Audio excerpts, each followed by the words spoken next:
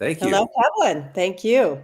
This is a really exciting discussion. I know that we had some backstage opportunity to talk a little bit more in detail about bias in really the HR process, and we're going to be really taking a closer look at this really the content of what this means and your experience, Bob and Mindy, and what your observations through your experience and expertise have brought. So today, we are going to talk about effective HR practices and, to be aware of bias such as age, location, demographic, confirmation, and the halo effect.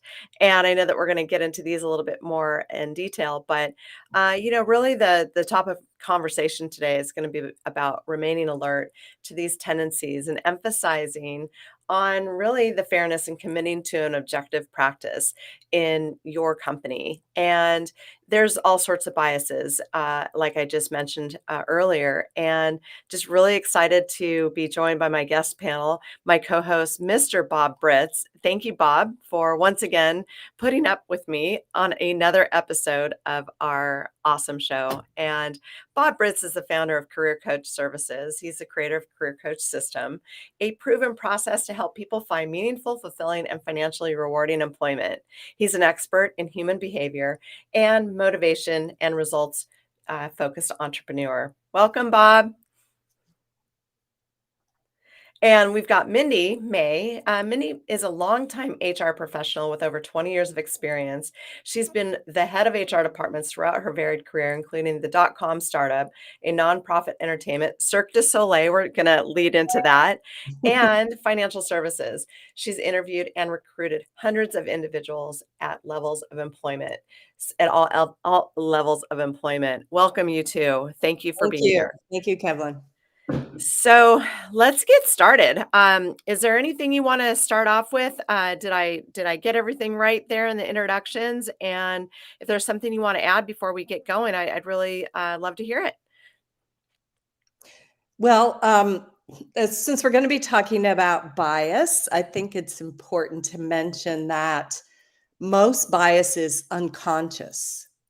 So everybody goes into a situation, hiring managers, even HR people, thinking that they are not biased, but in fact, there are all kinds of unconscious biases working below the surface. So the idea is to do several different kinds of trainings and work to make people aware of these biases and make sure that they're not interfering with what could otherwise be finding an ideal candidate or promoting the right person.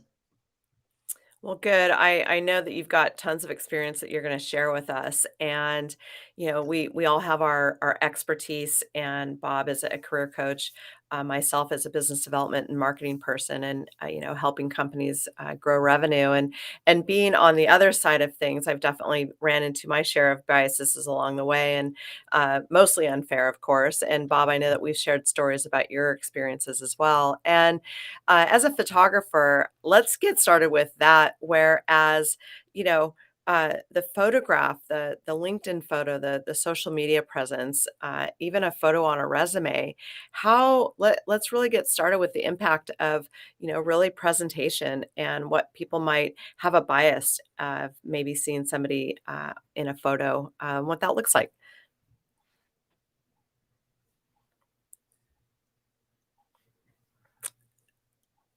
Mindy? Oh, I'm sorry. I thought Bob was talking, but Bob's mouth is moving, but we can't hear him Oh, talk. So, but I will speak to that. Maybe okay. Bob needs to unmute himself or something. Okay. Well, I find that in the days before LinkedIn, Facebook, what have you, no one had social media to refer to when people did not put their pictures on their resumes. And then it started creeping in over the years, probably mainly over the past 10 years or so. And what I always tried to do, and I think what most HR professionals try to do, especially in California, is to look at the resume without a picture and to start without looking at that LinkedIn profile, because on LinkedIn, there's always going to be a picture. Because, like I said earlier, that's when some of your unconscious biases kick in. You're looking at a person, you can't help it. You automatically make assumptions.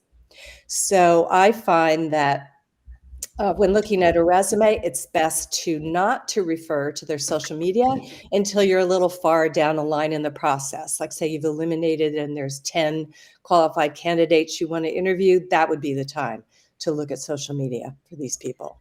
Yeah. So in your world, in your industry and your peers and your colleagues, I mean, I know for me, if I were to look at someone's picture, I would be so tempted to go to their social media and poke around. And I Mhm. know that, you know, as an HR professional, I know there's a lot of training, a lot of education that goes behind what you do. And I would imagine that a lot of your education is based on not being biased, right? As Right. like an attorney or a judge or you know some sort of you know a legal entity like that. And are you bound by some ethical standards as well? Is there a union for HR folks? Is there, can you explain a little bit so that you know when you do your job and when HR professionals do their job, they can be really aligned with those basic principles of what they're supposed to do? Yes, there isn't a particular union for HR professionals, although a lot of companies are unionized, and the HR person would certainly be part of that union. But particularly in California, which I'll speak to because I'm a longtime California practitioner, there are many, many employment laws that have been enacted to help with some of these biases. But those biases are mainly the stereotypical ones, things like gender, race. These things are kind of obvious to most, even semi sophisticated interviewers. And we all know it's against the law to discriminate on these kinds of things. So I'd start with that and say that, you know, if a company is discriminating on the basis of some of these more stereotypical things, it's not only unethical, but it's also illegal, Oh, okay. particularly in California, but basically everywhere, because California tends to set the trends for laws, for HR laws. New York follows, and then usually the federal government follows that. So you have to be really careful of these things on many levels, not just because you could be making the wrong hire, promoting the wrong person, but you could be creating a legal situation for your company. Mhm. Yes, and I know that we talked behind the scenes as to where you know they might be you might not be conscious of the bias that you have when you are looking at a candidate that might be maybe perfectly qualified for the position, but based on a picture or a skin tone or a hairstyle, etc., that's you know something that I would imagine you know a really great effective HR professional wouldn't let that affect their decision making. But I am certain because I've experienced it that there are also HR managers that, do allow that. What do you have to say about that, Bob? Well, it's interesting because I don't know the answer to the question, but I know how things tend to work. If you're using a application platform like Indeed or LinkedIn, you can process your entire hiring process through that platform. And the very first thing that you see on the left is the person's picture, Oh, or not picture. Sometimes people don't have a picture, and the bias that tends to come up on that is just what Kevin said. You know, is the person older than you think you want to bring onto the firm because of whatever reason? Or are they too young out of college? They can't be doing all that. Tends to show up in the actual achievements. So that takes care of itself on that level. But when someone does not have a photograph, honestly, people skip over it. They want to see who the person is that's applying for the job. Now, in Europe, pictures are everywhere. All the CVs have pictures on them. In the US, some corporations will take a resume in an HR department that has a picture. I've also talked to people in HR departments that when a picture comes in on a resume, it goes in the C stack immediately because they can't, it's the bias issue. So there's a lot of variables still to this, depending on how you're processing your job search. no, those are great points too, and again, as an effective HR professional, these are things that shouldn't even have a factor in your decision making, at least to pass it on to the hiring managers or the hiring group that's looking for the candidate. And what about once the candidate is actually in the queue to say they've been chosen out of the big stack, right? And at what point can you, or is it appropriate to go on to social media and making a further, uh, I guess, decision, or is that still a bias? Well, I guess it depends on the HR professional. I know that I prefer to meet them in person just based on their skills. And Right. when they show up in my office, I can see who they are. But you know, it is more and more tempting to look at that LinkedIn profile ahead of time. But I'm very, very careful of that, and I know a lot of my colleagues are too, because of the tendency towards bias, and especially when you're a California practitioner, these things are kind of prevalent and come to light pretty early in the hiring decision. And Mhm. also, I'm trying to train my managers, my hiring managers, not to have bias. So I like to present them with an array of people, all with similar, comparable skills that come from all different walks of life, all different shapes, colors, genders, you name it, so that they can remember that this is what we're really looking for. We want someone that we're all comfortable working with, especially in a mid-sized company.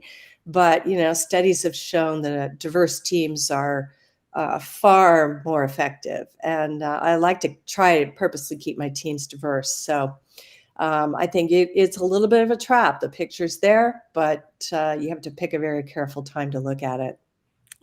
That's such awesome information, and gosh, thank you for that. And it is kind of a relief knowing that there is a standard of excellence with HR professionals that we can count on, and if you make it through the stack, right? And Right. also, let's talk about making sure that you're operating. If you want a nice career and you're in college, don't do a lot of posts about drinking beer or things of that nature, or partying, or because that can get us into a lot of trouble. And I personally, I've always known that, and I've always known that whenever you press that send button, whether it's an email or a picture or a post, that can come back to haunt you someday. And just to kind of be mindful about what it is that you want to do, and if it's in, as a judge, take heed and just stay away from those posts Right. entirely. But I do know that there are a few states that are a little bit more lenient with that, and there's a few states that are not so much. So,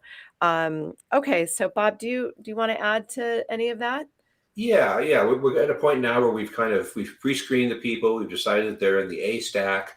We've invited them to come in for the interview, and it's not just the bias trained HR people that are going to be talking to them. You got managers, you got directors, you got people in the organization that meet them, and human nature is human nature. If you walk into a room and you're talking to someone, and that young man reminds you of your son, or that young lady reminds you of your daughter, you have an emotional involvement in that. There's an emotional involvement that happens in all interviews. We had a gal who showed up in a six-figure interview wearing Hello Kitty pajama bottoms. Now, how do you not react to that? How do you not have a bias around that? So how does that get addressed, Mindy, when you start talking about the real feelings that people have in the interview process?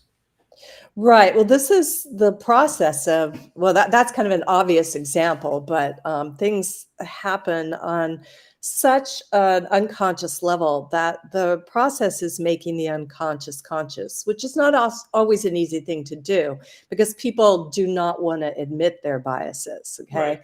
And one of the common biases that people have is a confirmation bias where say you've been, you know, interviewing a bazillion people. You're really trying to fill this role. It's super important. You've got a little bit fatigue around this issue.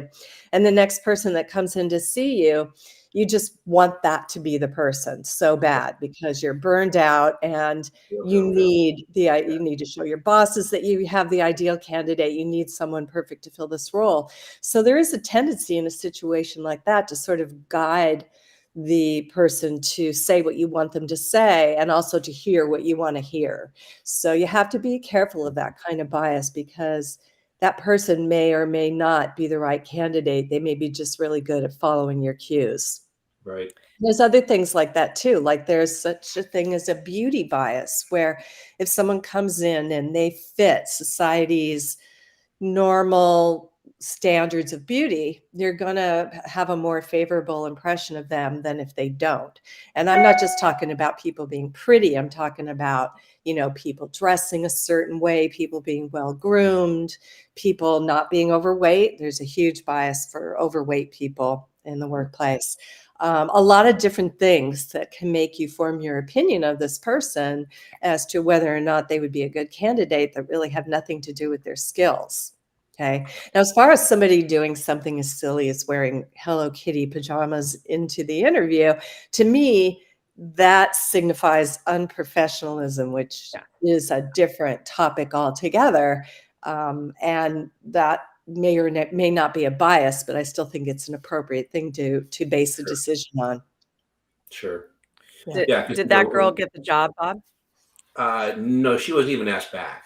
She Well, wasn't there even you asked. go. There's, And see, and this kind of fits into another area where, as a candidate, we're coaching candidates in Career Coach all the time about how to interview and how to show up to the interview and all these things. And we're always telling them, dress well, get your hair done. If you're a gal and you get your hair done blonde and your LinkedIn picture is brown, you need to replace the picture because they got to see the same person when you walk in the door. And those types of things happen all the time. But men need help with their wardrobe sometimes, just to be honest. So, What's interesting about that is I've interviewed a lot of people who maybe weren't dressed so good or weren't groomed so well, and I've sent them off to the hiring managers, and they've really liked them except for those things. mhm, So what they would do is they'd send them back to me and say, talk to them about this. So I would often have conversations with people about how they were dressed, and if they come to the next interview, how to dress differently. good. And even things even more personal than that, like we don't want to see your belly button piercing or something, during the No, interview. And yeah, and that also works. I mean, some people just don't know, and especially if they're not in a real customer facing position, they're not used to the type of grooming that is mm, required really in the modern workplace. So these things can be dealt with the through the process as right. well. One of that the things that we great, do with great our point. clients is we ask them to contact the front desk where they're going to be interviewing and ask them what the men or the women tend to wear when they interview for those positions. And the front desk oftentimes loves getting asked that question because all they get are piles of files all day and book me a lunch and all this other stuff. And you're asking their opinion as a candidate. And when you show up and you've dressed nicely, you can walk up to their front desk and go, "Hey, how did I do?" And that front desk person goes, "Oh, that's awesome. You look great." You've got a best friend at the front desk now that when you can't find somebody, you can call them and they'll help you. There you Plus, go. you're There you dressed go. appropriately for the interview. That's great. So let's talk about other bias such as location and demographic biases. And I feel that, obviously we've had this conversation. We kind of already know some of the information that you might be sharing, but let's talk about that and what that is. Well, it's an interesting one, and I guess you would consider it a bias. But I've having lived and worked in Los Angeles for years. To be honest, myself and other HR professionals in the area, one of the first things we look at is the location of the person. Because if they're really, really far away, that's going to be a 2-hour drive to work and a 2-hour drive home. Mhm. And people will say that they can do it. They'll want to do it. They'll mean it when they say it, but they will quickly burn out on that drive. So I have been known to eliminate qualified candidates based on the fact that they were just too far away. Okay, Mhm. only and usually because there's 100 other candidates that aren't too far away in a competitive job situation. So it's not so much judging people on where they live, but it's being afraid that they're going to end up quitting because of a long and arduous commute. What if they're Well, in a and different state? If they're in different locations state-wise? So what kind of Say that issues? again. What if you're in California, you're domiciled in California, and you've got someone from Idaho applying for a remote job? How does that fit into this?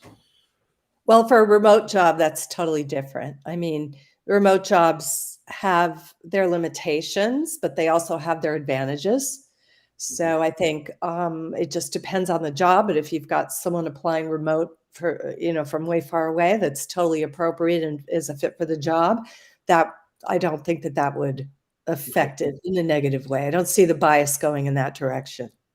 Is Well, there and have to when be an HR person in that state to validate the laws in that state to do payroll and HR work in that state if they're remote? If they're remote, it's kind of a hybrid. Sometimes it's excuse me, sometimes it's the laws of the state of the headquarters of the company. Sometimes it's the laws of the state of the person. But as remote work evolves and these kind of trends are evolving in the workplace, they usually have to follow the laws of the state that they're working in. yeah. Okay.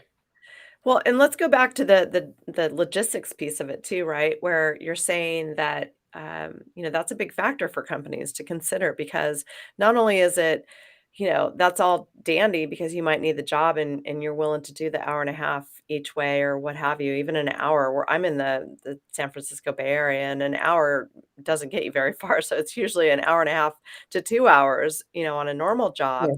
And I'll, Mhm. I'll tell you what, it would be no matter what amount of my salary would be, it would still be a complete burnout within probably 2 months. Like, I think at the beginning it would be, "Let's do this, I gotta do this," but I think eventually it would, be unfavorable for both sides, and, you gotta figure out the cost of onboarding this person, the cost of training, Hmm. the liability of bringing this person into a corporation, and now being privy to trade secrets, being privy to some of the systems that this company might be. So there's a lot more negative about that, but how do you get around that? Eh, or the person will travel 2 hours each way because they have to, and it's not. I think there's a fine line there, but I think that would be tough. To have an average person be able to do that, uh, and have fun and also show up for work not exhausted by driving in traffic for 2 hours before Right. they even started. Right.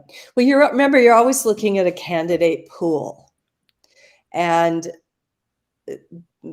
candidates that have similar qualifications and similar education history and similar skills you might really, really love. But if one of them's a lot closer and doesn't have that 2 hour commute, you're probably going to lean towards that candidate because, for maybe even for no other reason.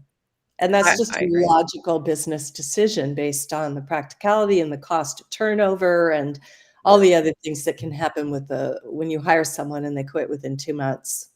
Yeah. Well, and the other situation would be if they have to pick up kids or if they're helping an elderly family member or if you can't drop off kids at 6:30 in the morning at a No, campus. So, no. right? And so that would be a factor for a lot of people that are either a multi, income family or a single income family where there's so many things that are involved before you even get to the office that Mhm. should take into consideration. All right, so let's move on to Bob, do you have any other items you wanted to share about that? Just that the commute situation that you're mentioning really happens only in a few metro areas around the country. Seattle is terrible, Bay Area is terrible, LA is terrible, and a few on the East Coast. But what we've discovered is there are people living in the central state of California that are literally driving 3 hours to Silicon Valley and back every day. I believe it. That's, that's 6 times 5. That's 30 hours on top of their 50 that they're working. That's an 80-hour week. They don't see their kids. They don't see their wife. They never have dinner together. All this stuff factors in. And plus, the cost of that is right around $30,000. When Yeah. you really figure it out, it's about 30 grand. So their pay wage of 90 is now 60. Is that practical for them? But No. that's a decision that they kind of have to make. But HR's on the inside looking and going, you're not going to drive 6 hours a day. People Right. do it constantly in No. that sequence. No. Well, I'm gonna reference this but I don't know exactly who all the players are in this movie, but wasn't there a Michael Douglas film that it was backed up so badly in traffic in LA that he just got out of his car and went crazy? What remember Walk that? probably. Familiar. Yeah. But Yeah. It anyway, happens every day, I'm sure. right, right, right, but there's so much, I mean, honestly, and so, but that's good that HR that is I mean, would you consider it a consideration? Is that Yes, more of a better Mhm. appropriate word? I do. I think that's a more appropriate word because bias is usually based on something unfair. Okay. Uh, whereas someone just living really far away and having an impractical commute Yeah. is a consideration. Well, Yeah. it's a relationship, and it's something that when you're in a relationship, you need to be able to, I'm not gonna date somebody that lives 2 hours away. Right. It just it's not gonna be something that's gonna be mutually beneficial, and I think that it would just, I mean, I'm sure studies have proven that when you drive more than 2 hours each way, you're eventually not going to be a very productive employee Right. as well, so all right, let's talk about non-compete clauses. That Oh, I is a Okay. love these. good one. So, Mhm. I am not the expert in it. I have been asked to sign a couple in my journey, and I have not done so, and I too am in California. So, let's expand on this, and is it a global problem? Is it a national problem? Is it a per state problem? Well, as you probably know, and most of the listeners probably know, non-competes are not enforceable in California, not at all. But that, however, doesn't stop a lot of companies from trying to get their employees to sign them. And an employee has a choice at that point. They can sign it or they can say, this is not legal. You can't make me sign this. Right. Um, and that would just be up to them and then up to management to determine whether that would be okay. But at this point, I think most people know that non-competes are not enforceable in California.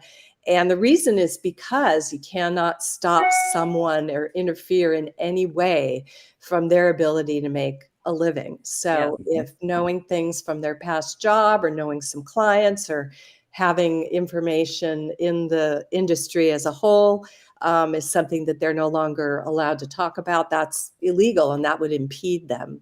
So, Mhm. and they really do not hold up in court. So any employer who's still enforcing these is really kind of making a big mistake. Yeah, So, and let's not confuse that with stealing proprietary information or trade that's different. information, right? Where That's different. you're gonna Yeah. work for a company and take their privileged, Mhm. data, if you Yeah, will, and no, use that here. that's legal. That's Yeah, intellectual property, Yeah, but not, just telling someone they can't compete or can't right, use any information they had before. right. yeah. Bob, So what are your thoughts on that? yeah, being in technology for about 15 years, I saw a lot of this going on in multiple states. I was managing the Western 10 states for this company for a number of years. And everyone knew California. No, it's not worth it. It's not worth the paper it's written on. If you sign it, you can just, basically say it's not legal. In Washington state, which is politically and socially very similar now to California, does have a legal non-compete where I had hired an employee from a integration firm to a software company, and they sued him personally for that, for the non-compete, and they won in court. And Oh, wow. my company paid the defense costs for it because we wanted him as an employee. But if you're signing one of these things in any state outside of a state that you know for sure it's not legal, you really should talk to an employment attorney or Yeah. Google it to find out if non-competes in your state are enforceable. Even if they are not, you still can get drug into a lawsuit for defense costs to show it's not. And that can Oh, bankrupt. right. That's a good point. Right, That can right. Well, bankrupt. You need to get a professional opinion before you sign these things. Absolutely. well, and I like what some companies do too is when you're doing the onboarding packet, right? They slip in these little Hmm. forms. It's like, Hmm. "Wait, what is this? We didn't talk about this." And you're Hmm. sitting there, you're hired. And is that a practice that's legal? Is that appropriate? Or what are your thoughts on that? I could easily see that not holding up in court. I mean, when you say things like, "Is it legal? Is it not legal?" There's not always a clear yes or no answer to that. But the problem is if someone were to get litigious for whatever reason, which never happens at first, but may happen later if somehow the employment relationship goes sour, believe me, all of this stuff is going to be brought up in court. So I would also advise employers to consult an attorney Hmm. about their practices and about who they're making sign what because that's not going to look good in a court of law, and that's not going to help the company in the future. Right. There's two things too to this. One is that if you do decide to sign one and that you move to another company, you need to make sure that the company has a written document saying that they acknowledge the non-compete and that they will defend you if it comes to a lawsuit. Oh, That wow. way, the new company takes over the responsibility of that. I've done that 3 different times. It works great. Yeah, The other that's a thing that great comes point. up is you talked about intellectual property. And a lot of times people will just sign the intellectual property form and think, well, I don't really, it's fine. What they don't realize is they did do an invention and they did do an invention and they did do an invention. And usually a good company will have a page that says, please list all your prior works to be excluded from this area of concern. Right. And you're able to then list the things that you've held a patent on. And I've got friends who've got, 2 pages of patents. And it was really important to cross those T's, dot those I's, and get that employment attorney involved to make sure you don't make a bad mistake when it gets complicated anyways.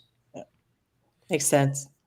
So, we talked about demographics and logistics, and we talk about age, and we talked about there was a commenter, about hairstyle, and weight and all that good stuff. And it does, again, I'm so relieved to know that there's a standards of excellence and standards of ethics involved in the HR process, which I now have I actually like you guys again, I Yeah. feel. Thanks, Mindy.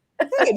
Um, so we talked about the remote work. We talked about, a lot of things that can come into play into being considered not only for a company, but, on the other side too, is when you're an employee going into interview with these outfits, you too need to be aware and have your spidey senses up, because if you feel that there's something that's not doesn't feel right, or you're being asked questions that really should not be appropriately asked, and and it's your neck is on the table right there. You're in an interview, so they might throw some curveball questions. How do you encourage candidates to be aware of that, and what are maybe some good effective responses that don't sound adversarial, or don't sound like it's creating a weird moment? What do you have to? Do you mean like if management were to ask a really inappropriate question, like, "Are you planning on having children in the future?" Sure. Or Great question. yeah, okay. So, yeah, I mean, I always encourage my clients to say, in fact, that's not an appropriate question. This Wow. may or may not get you the job, but do you really want to work for a company who's so unaware of the processes Mhm. that they would ask a question like that during the interview, because it may be a strong indicator of things to come. Mhm.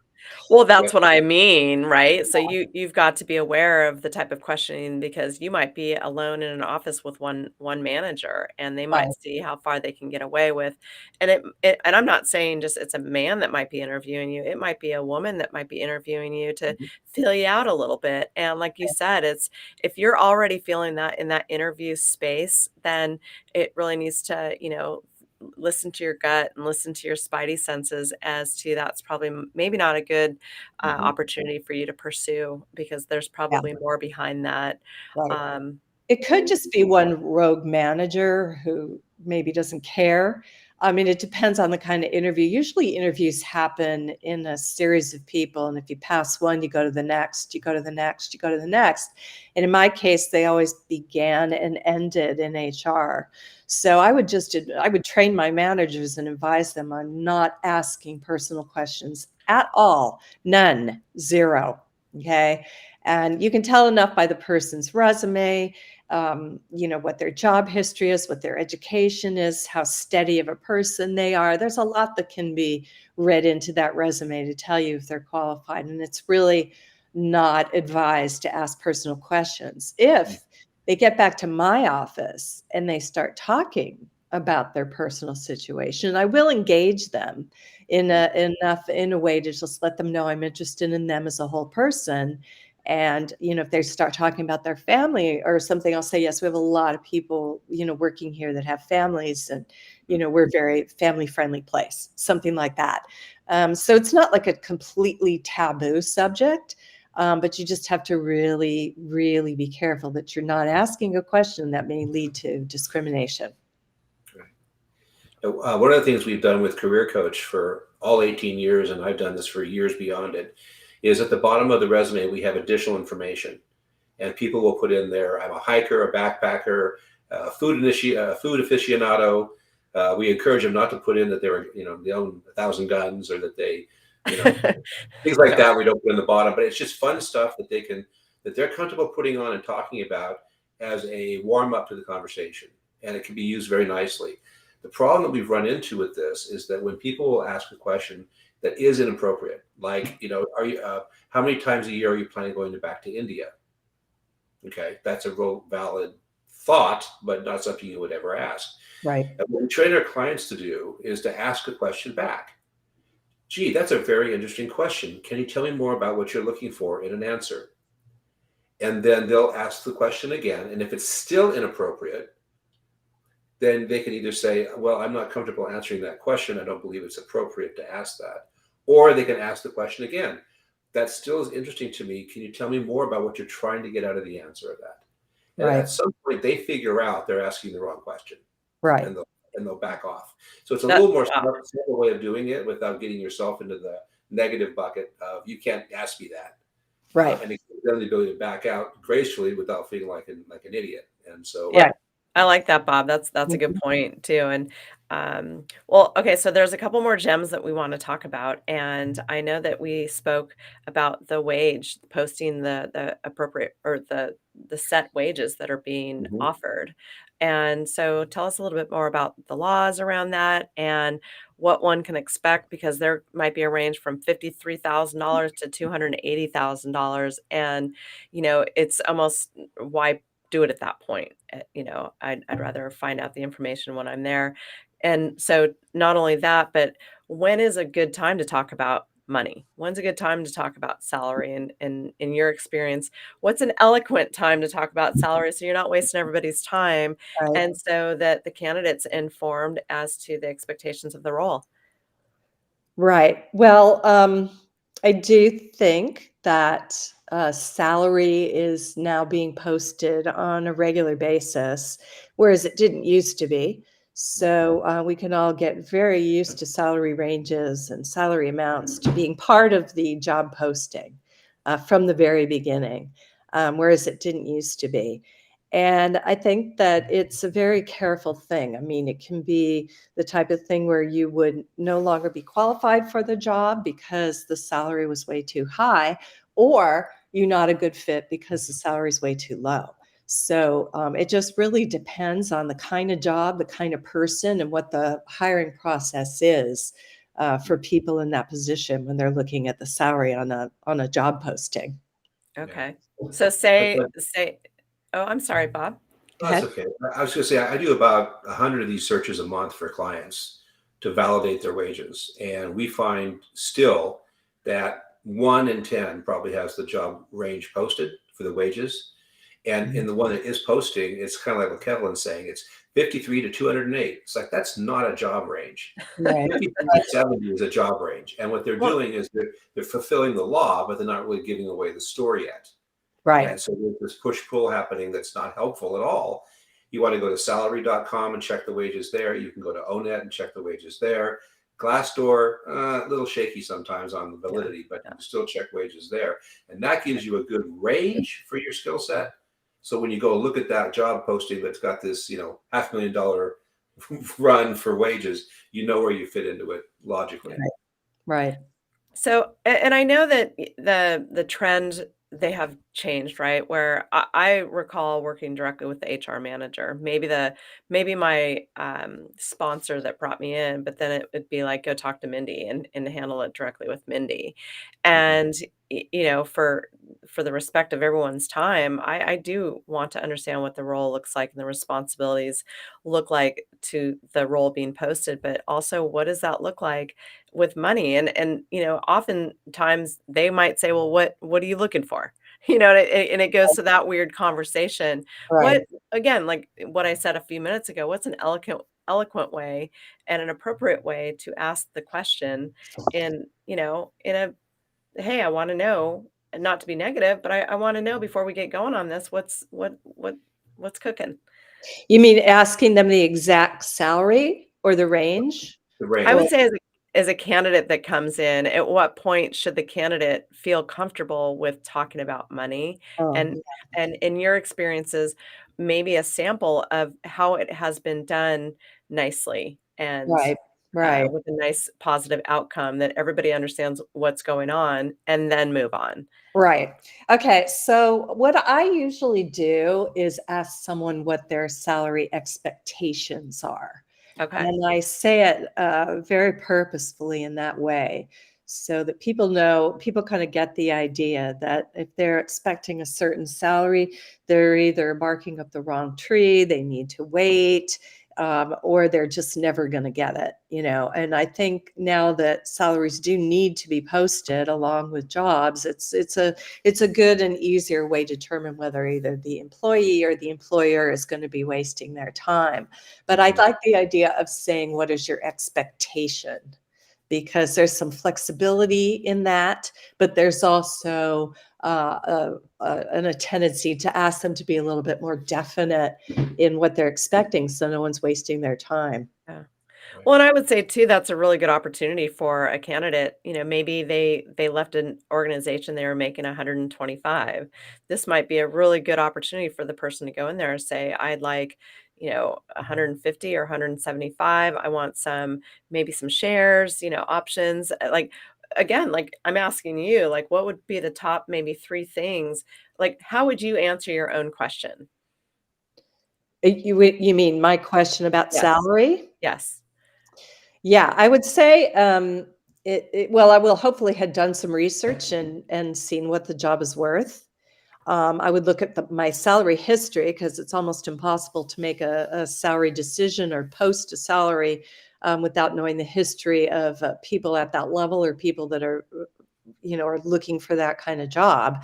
And then I would state that. So say it's 125. Then if they do, what are their benefits? What's the total Yeah. package? Do Yeah. they have generous benefits, or do you have to pay a lot from them? What are the sick days like? What are the vacation days like? Do they have a 401k? Do they contribute? Do they give a bonus? But nowadays, to me, even more important would be the opportunity for stock options and just exactly how they're earned and what does that mean? Because all of those things make up the total package of the job. So someone who might be expecting a little bit higher salary can find some of that compensation if the benefits package is generous enough, or if they do have an opportunity for even long-term wealth by participating in a stock option plan. Eh, yeah. Go ahead, Bob. Yeah, on a practical side, I had a gal who was working for one of the tier one tech companies, had been making about 375 as a project manager, and she was in an interview, and the person asked the question that Mindy asked, which is, "What are your expectations for salary?" And she said, "Well, probably between 350 and 375." And the interviewer said, or the HR person said, "Well, this job actually pays 220 to 225." And she goes, "Oh, could could you make it a director role instead and get the wage up?" Not a bad question, right? Could you change the role and get a higher wage? And she looked at her and she said, "You only have 4 years experience out of college. You're not a director level person." So this is an illustration of her expectations being set inappropriately at a high level tech company and having to drop out like so many people are dropping out right now and walking into jobs that are worth half that, and realizing that that is the appropriate wage for that job, and Yeah. that's what they're probably going to be getting. Well, And like it what wasn't Mindy the same, said. yeah, I say it wasn't the same girl with the Hello Kitty pajamas, different person. Right. But that's so true. There's a company, and I'm really looking forward, if you're listening, RepView, I do want them on and to talk about this and basically what their expertise is to look at commissions, right? And how the commissions are structured. Because in my Yeah. experiences, it's like trying to figure out your medical insurance of, deciphering that code. And that could be a very lucrative opportunity based on a commission structure. But how is that what does it look like, and does it change with the wind? Does it change with the manager? Mhm. So I feel that there's so many things that go into it, but to do your research is key on the opportunity that you're going to look at, the company. I mean, spend hours on, if you're going to go to an interview, do the work up front. Don't go in asking dumb questions that you should have found out by looking on some of these websites and had an idea of what their pay is like, what their expectations are like. Maybe if there's, some really, really stellar, Lululemon or, a top 100 places to work for. Those are pretty good companies that you're lucky to get the job. So it might be something where, maybe their benefits are a little bit better than the salary that they might be able to offer you at that point. Yeah, we have some staff on the career coach team that do a lot of work with compensation analysis, so it helps. But you hit a really key point on the commission structure issue and the benefits issue and the stock issue. Because in most companies, the 401k matching and the stock availability happens at 3 years. Yes. National average is 2.8 when people change jobs. So that is not a spendable income item for a lot of people. And most people today, with the economy that we have and the inflation and everything, they're looking at the spendable income in the offer, the wage that they get, the upfront bonus if there's a signing bonus, the bonus potential in the background. And the question becomes, in the last 3 years, how often have you awarded the bonus for this position? For anybody, so you get an idea whether that's going to be a spendable item or a questionable item. We also found a gal who was taking a job. They'd offered her 180 and she had been making 160. But we got into the benefits and realized that the additional benefits that they referenced very loosely in the offer letter were going to cost her $30,000 out of pocket that year. So her 180 went down to 150, below 160. And she had some special needs kids that needed to have additional care that was going to be an expense no matter what. So that's why we have 40 different things at Career Coach that we look at in an offer letter to help evaluate, is it a good offer and does it fit your life? Those are the two questions. So if anybody would like any more information on how to learn more about what Bob does and his team, it's definitely DM Bob.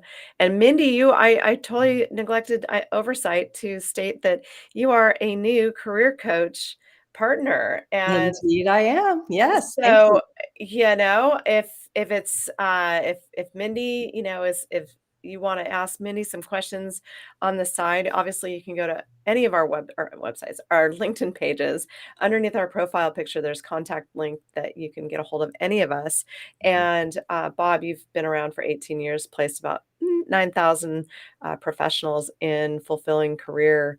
I'm sure that and he has a great reputation too, by the way. I know this. Not only do I know him for over 18 years, but I do know this. And Mindy, I'm so proud of you for joining that. I think it's a great opportunity for both of you Thank you. to grow Very business. excited about it. Really looking forward to it. Yes, thank you. So as we wrap this show up, there was one more item that I wanted to touch because I don't really understand it, the halo effect and what that means. I think that's a good opportunity for us to close out this event and talk about this, and maybe a little call to action afterwards, and some offerings of maybe call alignments or such. So let's talk about the halo effect, and we'll talk about the goodies next. Okay. Well, the halo effect is when you let one thing on the resume overshadow everything else. So if the person comes in and they're a Harvard grad, which is pretty impressive, no doubt. But other than that, they might not have a lot of the qualifications for the job, or they might not be a culture fit, or they're just not really right for the job. But you can't get over the fact that they have that degree, and that degree is going to make your company look good. I've seen this happen so many times where a perfectly qualified candidate who didn't go to an Ivy League school probably would have been a much better fit for the position, gets overlooked because another candidate did. And I think this is a really important one to look out for. There's certifications that can be impressive. There's degrees. There's all kinds of things that can cloud the rest of the resume. And I really encourage all my hiring managers and other HR professionals to look at the entire resume and not just that one qualification that puts a halo over their head. Sure. That that's awesome, and, I see this too in I see where if you go onto LinkedIn job opportunities, which, by the way, I posted this a few days ago, there's 65,000 open marketing positions last week, Yeah, and so you go in here, right, and I've got a few years of experience, and, there's been times I've like, "Okay, let's see," and then it says, "Oh, you only have 4 qualifications of the 10." Like, I cannot be any more multifunctional. I don't know what I don't know what superhuman you're looking for here, right, right. but and then it'll go down into the education. Well, it'll do the little logos of Harvard and Cal and all those, and where they have the bachelor's, the master's, and et cetera. What does that look like? I know that that could tie into this halo effect as far as an HR manager, and you're not supposed to go into social media. So, but how does that play into this? Well, I think that again, we have to be careful of narrowing people down by having them fit in certain categories that society thinks are acceptable. Because someone who has 4 out of the 10 qualifications, I mean, I would want to look into that a lot further. What are they? What are they? What are they expecting? What other qualifications do they have that might also fit into this role or a similar role? You need to look at the whole person. There's plenty of people graduating from top schools that really don't have the experience and therefore would be a lot more costly of a hire than people who didn't. So Right. I think I think experience is, unless you're hiring somebody right out of college, experience is the most important thing. Mhm. And obviously, it's really nice if they have a degree from a prestigious school as a calling card, but it certainly shouldn't be the sole basis of a hiring decision. Oh, for sure, and I can see where you would hire, maybe a Harvard grad or a Stanford grad or a Cal grad, and, bring them on, and they're not a good fit. Maybe they cost you with some liability in harassment because Yeah, they don't have the experience, or they make a fatal error on a project and it costs $1,000,000 because they don't have the time in that maybe somebody that was a project manager for the last 8 years has. So, right. good points. Bob? Yeah, the same thing also applies to the jobs. I've seen resumes where I'll just name a bunch of companies: Microsoft, Amazon, Yahoo, Google. They've had, it's like the name brand jobs all the way down. And people think, oh my gosh, they must be outstanding. But then you realize those jobs only lasted about 2.5 to 3 years each. And you do a little bit of background checking and find out that they're not the best employee. And No, that's so awesome. it's just interesting. The things people hang on to as being valuable oftentimes are Yeah. they're undoing. No, So absolutely. Well, this is a great conversation, and it really enlightened me too, Mindy. So what is your role? Are you going to be somebody that Bob leans on as far as some HR expertise I think to so. yes, That's I do. amazing. Yeah. Good job, Bob. Yeah, yeah. he's a keeper. He's keeper. I know. I know. And I've worked with a lot of different companies, as we talked about, everything from a dot-com startup to financial services to the Cirque du Soleil. So I've worked with all different kinds of people in all different kinds of work settings. And so I have a lot of experience there, and there's always something to be drawn from that can be helpful in coaching someone. Well, for sure, and, if as far as being an employee, I've definitely had, my share of really awful experiences in working with HR, to be honest with you, and it's just so refreshing to be able to have this conversation with you and know that there's hope in HR land, that, you can be a good thing for us, whether it's before we even enter the program, or, it's supposed to be for the employee and the company, but Yes. it is nice when you actually do work for a company that the HR person is doing their job and not trying to hide or cover the butts of the company, where they're just trying to make a good culture and make some revenue and be a profitable organization. So thank you for your insight. I really appreciate it. It's Yes. very enlightening.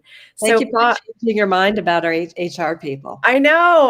Well, it's just, when you have your bad experiences, it's hard not to feel that, they're the bad people and your job or career, elevation. So, just I wish I had the opportunity to work with you back in the day, because I think that I would have, not crossed paths with maybe some more ineffective processes or Mm. policies that I did experience. So, on that note, we're going to call it a day, but I wanted to wrap our conversation up with Bob and Mindy. And again, my name is Kevlin Pascos. I am a marketing and business development expert, and I specialize in the construction industry, but more so, I help businesses find creative ways to generate more revenue for their company, whether it be through classes, through networking, through email campaigns, through really just the hard work of rolling up the sleeves and figuring out how we can do a better job of getting your name and brand out there. And I'm also joined by Bob Britz and Mindy May. Bob, is there something that you wanted to add and offer? Yeah.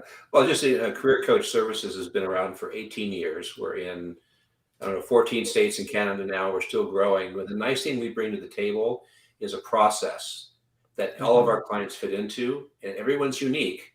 But there's a way you go from, I don't know what I want, to I have my new job with us. And it only takes usually 5 to 9 weeks to do that. So And that's huge. 5 to 9 weeks, not it is. 5 to 9 months. Right. And he's got this amazing track record. Bob, what's the website that they can find you? Just www.career coach, the letters S as in Sam, V as in Victor, C as in Charlie. That's an abbreviation for service. So careercoachsbc.com. All right, awesome. And Mindy, just congratulations on your new opportunity with Bob and his company Career Coach. I look forward to seeing and hearing more of you. I'd love to have you on again and talk about maybe some Mhm. trends or something that can help a candidate get through those interviews that can be really challenging for Mhm. even the seasoned pros. So, with that being said, I would love to talk to construction companies that are looking to grow, especially in Q4, and find creative ways to generate additional revenue in your program. So, again, we are all available on LinkedIn. Profile picture, go underneath that, contact information, and I'd love to hear from you and offer a 30-minute free alignment call. And I do work with Bob. We do this together, and we hope to add value to not only employees, but our industries and make it a better place. Absolutely. All right. Thanks, Kev. Well, Thank you thank you so very much. much. You guys have a good weekend, okay? You too. You All right. too.